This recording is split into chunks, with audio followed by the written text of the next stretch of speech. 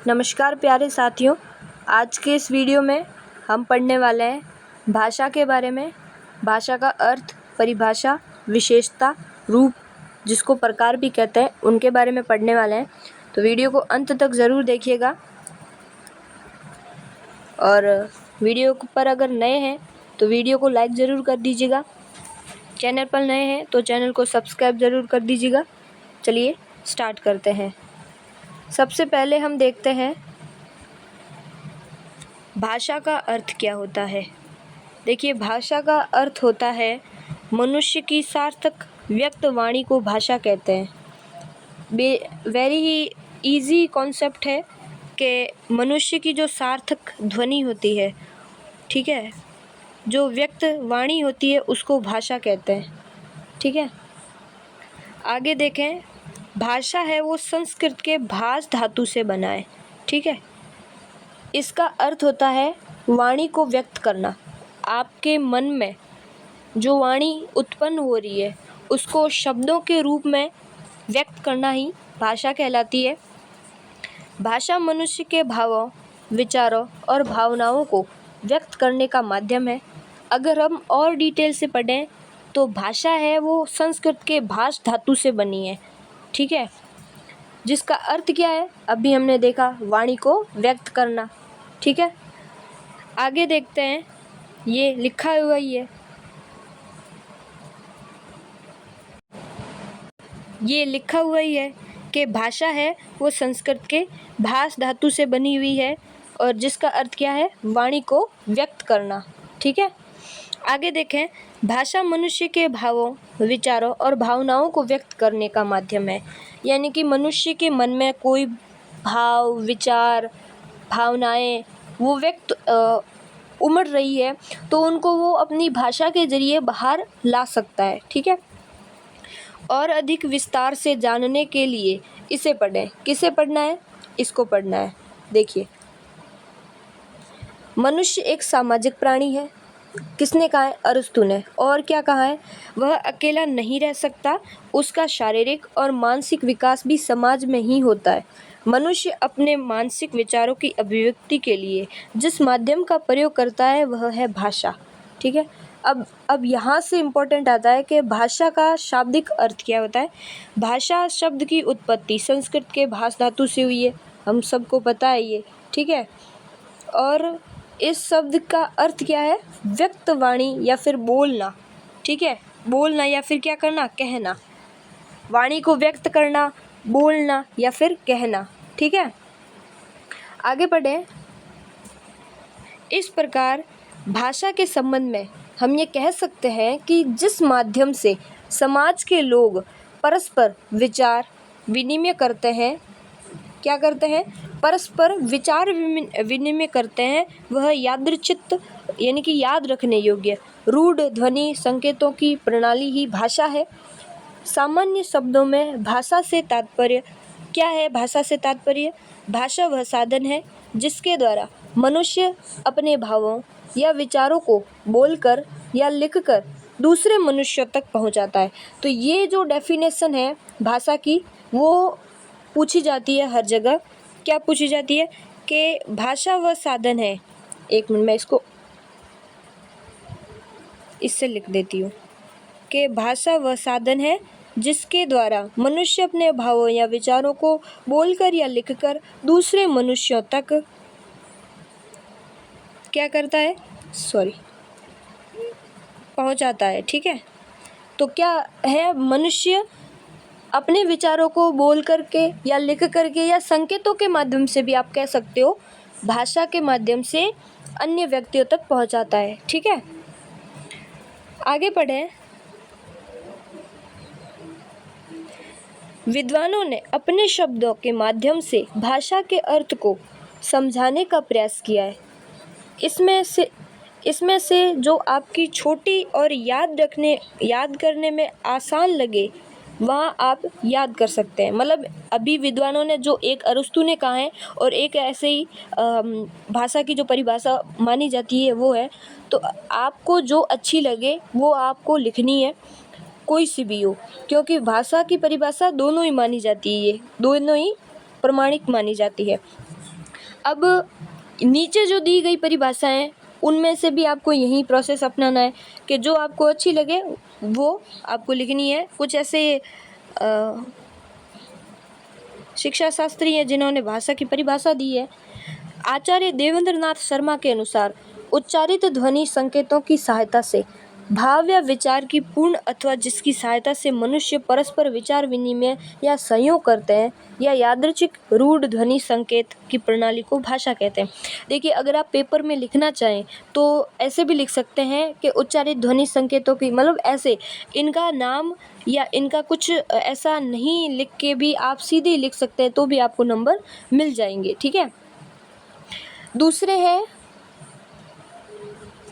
दूसरे हैं डॉक्टर भोलेनाथ तिवारी के अनुसार क्या भाषा की परिभाषा है। भाषा वह साधन है जिनके माध्यम से हम सोचते तथा अपने विचारों को व्यक्त करते हैं, मन के विचारों को, संदेशों को, और हम जिनके माध्यम से सोचते हैं। ठीक है। उसके बाद तीसरे हैं स्विट के अनुसार। स्विट क्या कहते हैं कि ध्वन्यात्मक शब्दों द्वारा विचारों को प्रकट करना ही भाषा है, मतलब ध्वनि के अनुसार जो शब्द प्रकट होते हैं उनको भाषा कहते हैं। ठीक है। चौथे हैं डॉक्टर श्याम सुंदर दास के अनुसार मनुष्य और मनुष्य के बीच वस्तुओं के विषय में अपनी इच्छा और मति का आदान प्रदान करने के लिए व्यक्त ध्वनि संकेतों का जो व्यवहार होता है उसे भाषा कहते हैं। ठीक है। तो आई होप आपको समझ में आ गया होगा, इसका मुझे समझाने की ज़रूरत नहीं होगी। पांचवा है डॉक्टर बाबूलाल सक्सेना। ठीक है। जिन ध्वनि चिन्हों द्वारा मनुष्य परस्पर विचार विनिमय करता है उसको समष्टि रूप से भाषा कहते हैं। ठीक है। छठे हैं कामता प्रसाद गुरु के अनुसार। ठीक है। भाषा वह साधन है जिनके द्वारा मनुष्य अपने विचार दूसरे पर भली भांति प्रकट कर सकता है और दूसरे के विचार आप स्पष्टता समझ सकता है। भाषा की विशेषताएं हैं। ठीक है। ये भाषा की विशेषता है। सातवां है ब्लॉग एवं ट्रेजर के अनुसार। ब्लॉग एवं ट्रेजर दो व्यक्ति थे जिन्होंने एक ही परिभाषा दी है। भाषा यादृच्छिक वाक् प्रतीकों की वह व्यवस्था है जिसके माध्यम से मानव समुदाय परस्पर व्यवहार करता है। अब देखिए, ये विशेषता नहीं, परिभाषाएं थी।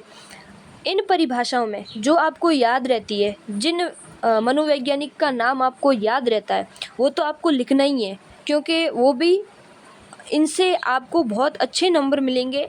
एग्जामिनर सोचेगा कि आपको बहुत अच्छा याद है, इसलिए आपने मनोवैज्ञानिकों के नाम भी लिखे हैं। ठीक है। और अगर आपको नहीं याद रहते मनोवैज्ञानिकों के नाम, तो आप ये जो व्याख्याएं हैं इनको भी आप लिख सकते हैं। ठीक है। मतलब अथवा मैं इस प्रकार से अलग अलग ये लिख सकते हैं। ठीक है। आगे हम बात करते हैं भाषा की विशेषताएं। ठीक है। भाषा की क्या विशेषताएं हैं। भाषा की परिभाषाओं के बारे में हमने देखा। अभी हम बात करेंगे भाषा की विशेषताएं। पहली विशेषता, भाषा में ध्वनि संकेतों का परंपरागत और रूढ़ प्रयोग होता है। ध्वनि की संकेत है ना, उनका परंपरागत रूप से और रूढ़ प्रयोग होता है। दूसरे है भाषा के ध्वनि संकेत वर्णों या शब्दों के द्वारा व्यक्त होता है। अब हम जो भी भाषा बोलते हैं, ठीक है, वो ध्वनि संकेत हम देते हैं, और वर्ण होता है ना, क ख ग घ से मिलकर तो शब्द बनता है। ठीक है। पद बनता है, उसके बाद शब्द बनता है। तो भाषा के ध्वनि संकेत वर्णों या शब्दों के द्वारा हम व्यक्त करते हैं किसी आगे वाले को। तीसरा है भाषा के सार्थक ध्वनि संकेतों से मन की बातों या विचारों का विनिमय होता है। ठीक है। चौथा है भाषा के ध्वनि संकेत किसी समाज या समुदाय के आंतरिक और बाह्य कार्यों के संचालन एवं विचार विनिमय में सहायक होते हैं। ठीक है। फिर पांचवा है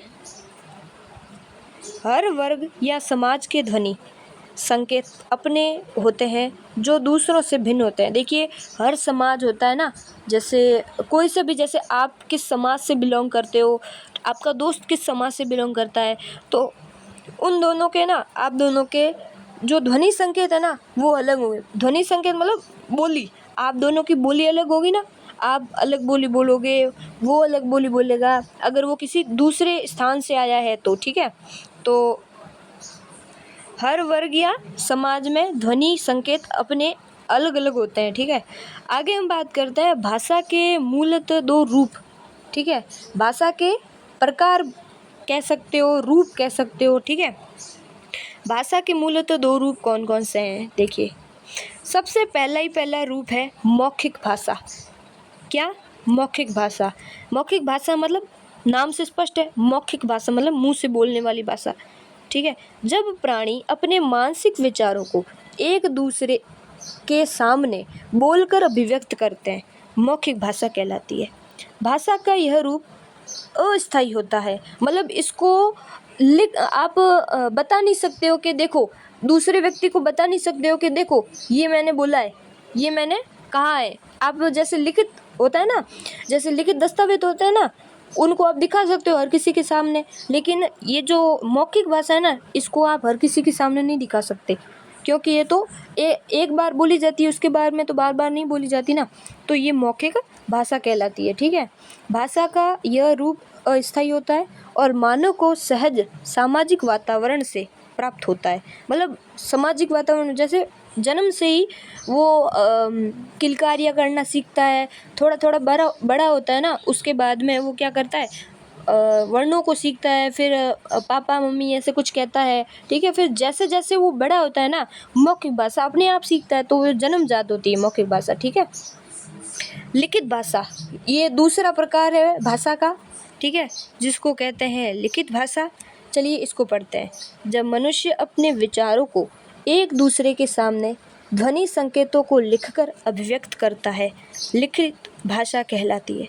भाषा का यह रूप स्थायी रहता है और समाज आने वाली पीढ़ी को सौंपता है।